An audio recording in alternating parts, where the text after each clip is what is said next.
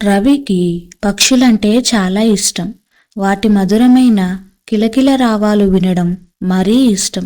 నిద్రలేవగానే తలుపు దగ్గరికి వచ్చి నిలబడతాడు. అక్కడ ఉన్న పక్షులను చూస్తూ వాటి ధ్వనులు వింటూ తన దినచర్యను మొదలు పెడతాడు. ఈ అందమైన చిన్న చిన్న పక్షులు ఎక్కడి నుండి వస్తాయో, ఎక్కడికి వెళ్తాయో అని ఆలోచిస్తూ ఉంటాడు.